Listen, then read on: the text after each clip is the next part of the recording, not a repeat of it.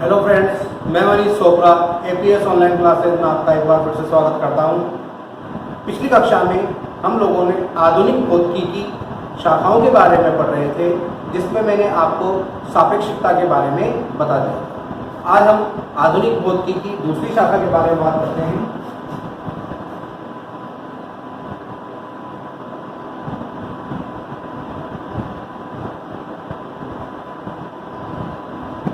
परमाणु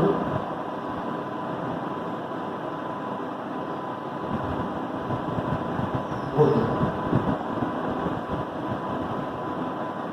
परमाणु भौतिकी देखिए, परमाणु भौतिकी क्या होती है। परमाणु भौतिकी के अंतर्गत हम परमाणु की संरचना का अध्ययन करते हैं और परमाणु के गुणों का अध्ययन करते हैं। तो इस शाखा के अंतर्गत हम परमाणु की संरचना किस प्रकार की होती है, किस प्रकार से परमाणु का व्यवहार होता है, इन चीजों का अध्ययन हम किसके अंतर्गत करते हैं, परमाणु भौतिकी के अंतर्गत। इस शाखा के अंतर्गत परमाणु की संरचना एवं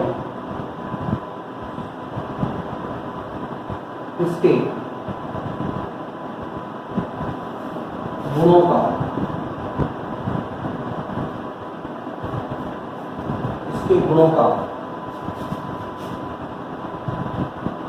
अध्ययन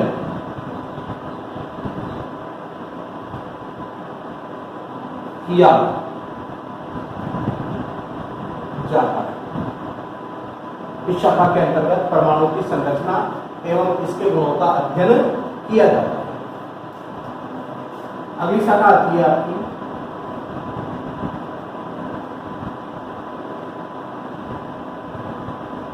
नाभिकीय भौतिकी।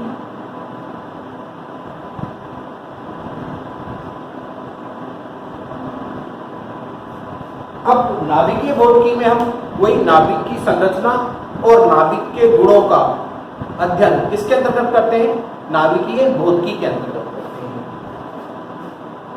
इस शाखा के अंतर्गत नाभिक की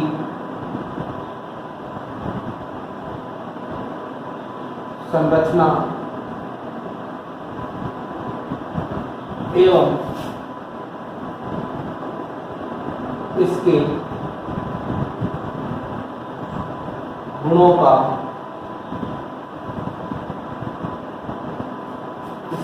का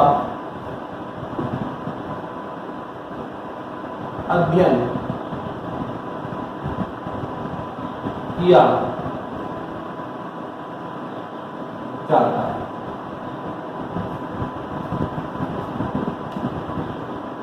अब आता है आपका अगली शाखा क्वांटम भौतिकी।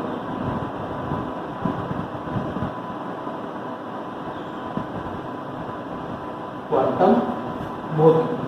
अब मैंने आपको बोला था कि क्वांटम भौतिकी जो है वो आधुनिक भौतिकी की सबसे महत्वपूर्ण शाखा है। तो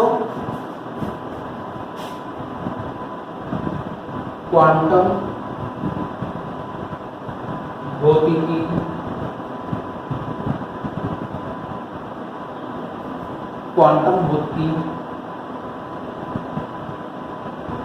आधुनिक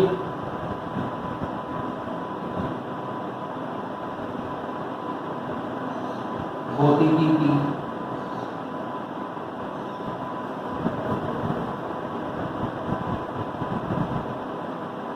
सबसे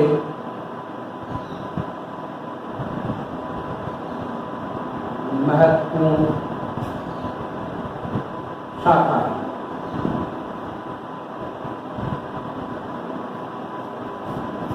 तो क्वांटम भौतिकी आधुनिक भौतिकी की सबसे महत्वपूर्ण शाखा है और जिन बातों को हम चिरसम्मत भौतिकी की सहायता से नहीं समझा पाए उसको हमने आधुनिक भौतिकी की जो क्वांटम शाखा है उस शाखा के द्वारा समझाया। तो क्वांटम भौतिकी चिरसम्मत भौतिकी और आधुनिक भौतिकी के मध्य एक सेतु का कार्य करती है।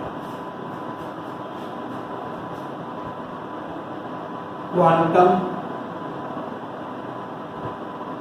भौतिकी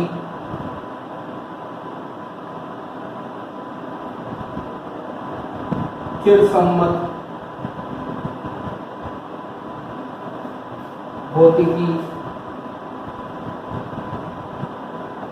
एवं आधुनिक भौतिकी के मध्य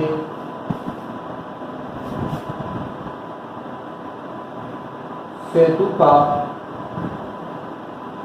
कार्य करती है।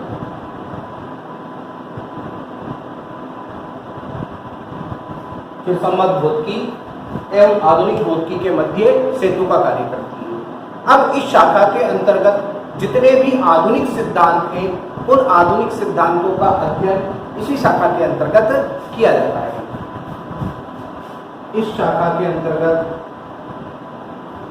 इस शाखा के अंतर्गत भौतिक विज्ञान के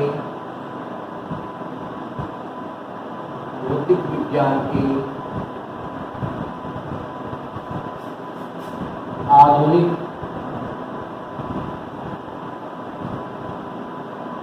भौतिक विज्ञान के आधुनिक सिद्धांतों का अध्ययन भौतिक विज्ञान के आधुनिक सिद्धांतों का अध्ययन किया जाता है। इस शाखा के अंतर्गत भौतिक विज्ञान के आधुनिक सिद्धांतों का अध्ययन किया जाता है। और प्रकाश की द्वैत प्रकृति, अब प्रकाश की द्वैत प्रकृति क्या होती है? प्रकाश जो होता है वो कणीय प्रकृति का भी होता है और तरंग प्रकृति का भी होता है।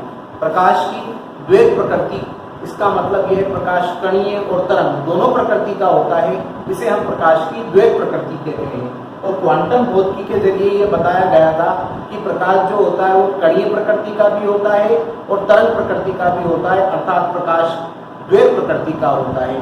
तो इस शाखा के अंतर्गत प्रकाश की द्वैत प्रकृति का भी अध्ययन किया जाता है। इस शाखा के अंतर्गत इस शाखा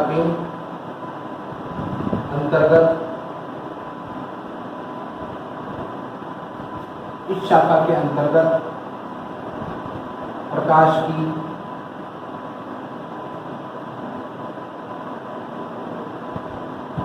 द्वैत प्रकृति का भी अध्ययन किया जाता है। तो इस शाखा के अंतर्गत प्रकाश की द्वैत प्रकृति का भी अध्ययन किया जाता है। द्वैत प्रकृति का मतलब होता है द्वैत प्रकृति, प्रकाश की द्वैत प्रकृति का अर्थ लिख देते हैं। प्रकाश की द्वैत प्रकृति, प्रकाश कणीय तथा तरंग दोनों ही प्रकृति का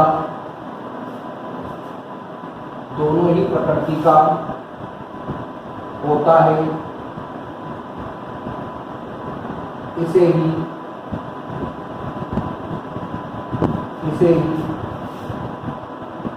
प्रकाश की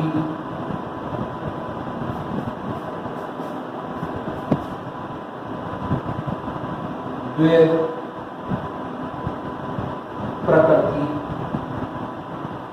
कहते हैं। इसे ही प्रकाश की द्वैत प्रकृति कहते हैं।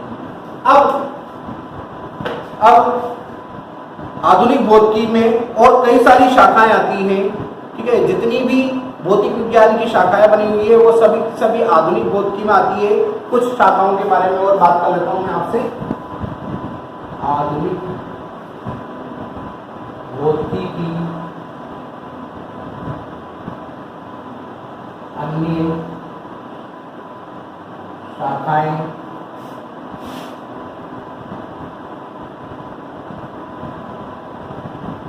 निम्नलिखित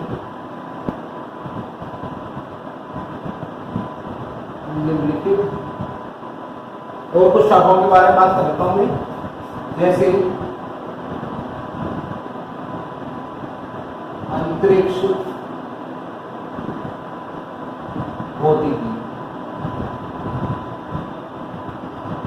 अब अंतरिक्ष में जो भी घटनाएं घटित हो रही है उनका अध्ययन जो हम कर रहे हैं वो किसके अंतर्गत करते हैं? अंतरिक्ष भौतिकी के अंतर्गत।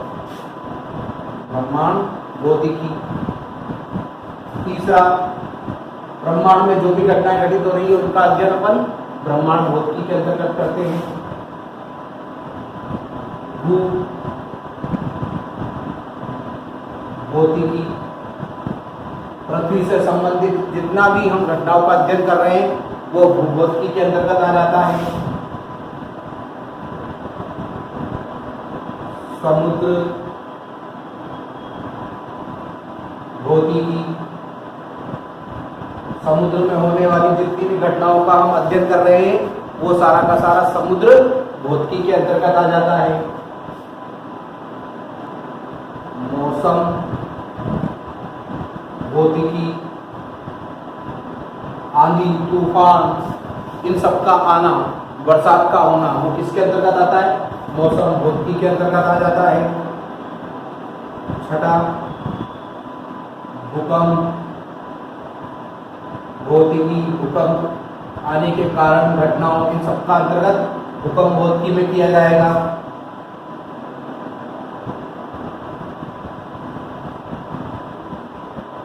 जीव विज्ञान भौतिकी। अब जीव विज्ञान के अंतर्गत जितने भी फिजिक्स के उपकरण काम में लिए जाते हैं, जैसे आपको कोई स्लाइड है, उस स्लाइड को आपको देखना है तो आप सूक्ष्मदर्शी या दूरदर्शी की सहायता से देखते हैं। तो सूक्ष्मदर्शी और दूरदर्शी जो होते हैं वो फिजिक्स के सिद्धांत पर कार्य करते हैं, इसलिए जीव विज्ञान में कई जगह इनका उपयोग किया जाता है।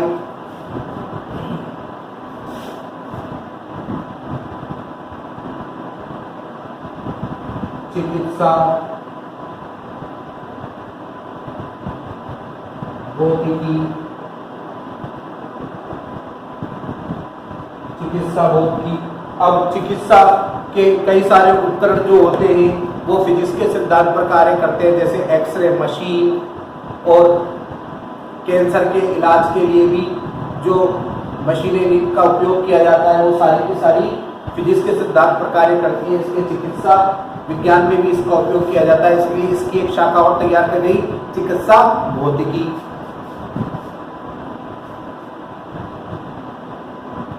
अभी यांत्रिकी। अभियांत्रिकी का मतलब होता है इंजीनियरिंग। इंजीनियरिंग में जो भी मशीनें काम में आ रही है वो सभी भौतिक विज्ञान के सिद्धांत पर कार्य करती है। तो ये आधुनिक भौतिकी की और कुछ शाखाएं हैं जिनके बारे में हम ज़्यादा डिटेल में तो अध्ययन नहीं करेंगे, बस इनको याद रख लेंगे।